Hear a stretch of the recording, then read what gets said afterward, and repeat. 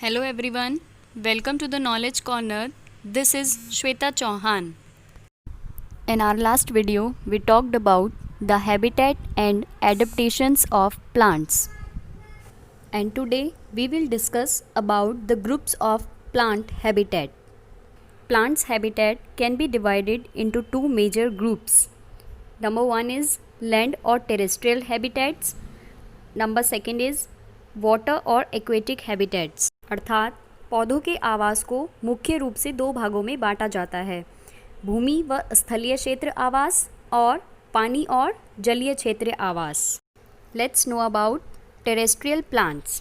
Plants which grow on land are called terrestrial plants. जैसा कि इसके नाम से ही पता चल रहा है, जो पौधे ज़मीन पर उगते हैं उन्हें टेरेस्ट्रियल प्लांट्स यानी स्थलीय पौधे कहते हैं। The different types of terrestrial plants are number one plants of hills और mountains, second one is plants of plains, third one is plants of hot and wet regions and the fourth is plant of marshy areas and last is plants of desert areas. चलिए plants of hills की कुछ विशेषताओं के बारे में जानते हैं। These tall, straight and green conical trees make hills appear green and beautiful. The conical shape of these trees do not allow snow to get deposited on them. अपनी conical shape के कारण इनके ऊपर बर्फ जमा नहीं हो पाती है। Look at some plants which found in mountains or hills. Cedar, spruce, fir, pine. Now let's come on number 2, plants in plains. Plants growing in flat plains have more space to spread out. Plains में विकसित होने वाले पौधों को फैलने के लिए ज़्यादा जगह चाहिए होती है। They grow into trees having many branches. इनकी बहुत सी शाखाएं भी होती हैं। इनकी पत्तियां चौड़ी होने के कारण अधिक सनलाइट एब्जॉर्ब करती हैं। In autumn season, these trees lose all their leaves. पतझड़ के मौसम में इनकी अधिकतर पत्तियां झड़ जाती हैं और स्प्रिंग सीजन यानी बसंत ऋतु आते ही फिर से नई पत्तियां आ जाती हैं। Here are some examples of plant of plains: people, banyan, mango, sal. Now, plants in hot and wet regions. They have large number of leaves. इन पर पत्तियां बहुत ज़्यादा मात्रा में होती हैं। They shed their leaves gradually, hence they are called evergreen trees. अर्थात ये हमेशा हरे भरे रहते हैं, इसलिए इन्हें सदाबहार पौधे भी कहा जाता है। Plants like pepper, cotton, rice and banana also grow in hot and wet regions. Now let's come to the point number 4, plants in marshy areas. क्या आप जानते हैं मार्श का क्या मतलब है? Marsh is a very wet, muddy area on land, मतलब ऐसा क्षेत्र जो हमेशा गीला, कीचड़ भरा यानी दलदली सा रहता है। These areas have clay soil that is very sticky. आप सभी जानते हैं क्ले सॉइल, जिसका प्रयोग हम तरह तरह की चीज़ें बनाने में करते हैं, मार्शी एरियाज से ही मिलती हैं। Their main underground roots do not get sufficient oxygen from the soil. Portions of their roots come out of the soil above the water level and take oxygen from air.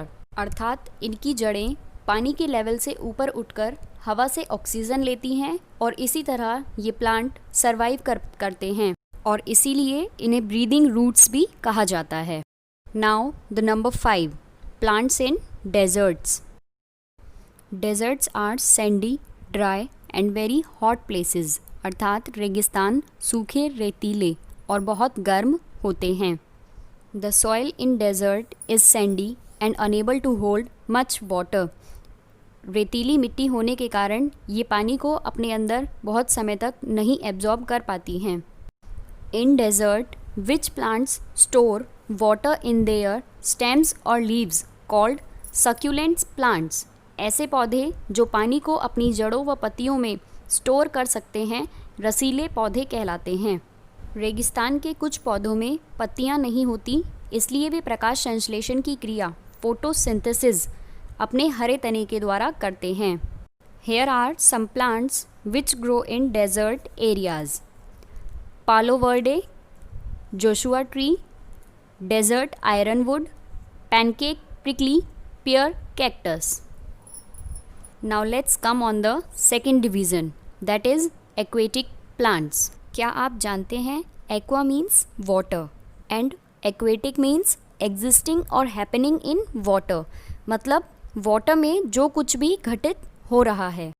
Such plants found in water are called aquatic plants. Now let's see some types of aquatic plants. Number 1, floating plants.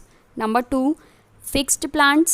And the third one is underwater plants. Floating plants, जैसा कि इसके नाम से ही पता चल रहा है, floating means तैरना, अर्थात ये पौधे पानी के ऊपर तैरते रहते हैं. इनका कोई सरफेस नहीं होता. They are not attached to any surface. Water lettuce, water hyacinth and duckweed are the examples of floating plants. After that, fixed aquatic plants. Such plants are attached to the pond's bed.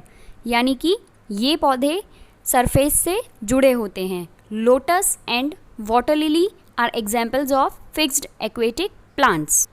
क्या आप जानते हैं lotus यानी कमल, जो कि हमारा राष्ट्रीय पुष्प भी है, उसकी तने को कमल ककड़ी भी कहते हैं, जिसे हम सब्जी के तौर पर भी इस्तेमाल करते हैं. Now the third one is under water plants. जैसा कि इसके नाम से ही पता चल रहा है, पानी के अंदर रहने वाले पौधे.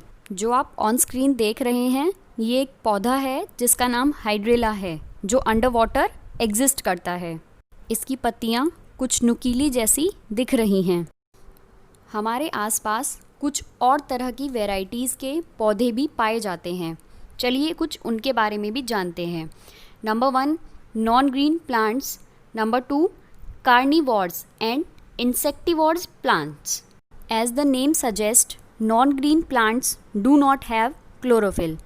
जैसा कि इसके नाम से ही पता लग रहा है कि इनमें क्लोरोफिल नहीं पाया जाता है, इसीलिए इनकी पत्तियाँ हरी नहीं होती हैं. क्लोरोफिल ना होने के कारण ऐसे पौधे अपना भोजन भी स्वयं नहीं बना पाते हैं. ऐसे पौधों को सेप्रोफाइट्स कहा जाता है. Now look at the carnivorous plants. Carnivorous plants grow in place with poor soil that doesn't offer many nutritions. नरभक्षी पौधे ऐसे क्षेत्रों में विकसित होते हैं जहां मिट्टी में पोषक तत्वों की कमी पाई जाती है. These amazing plants have developed insect traps to get their food. ऐसे पौधे अपने भोजन के लिए कीड़े मकोड़ों को अपनी तरफ आकर्षित करते हैं. ये एक कार्निवोर्स सनड्यू प्लांट है. इसमें आप देख रहे होंगे ऊपर की तरफ कुछ बबल्स हैं.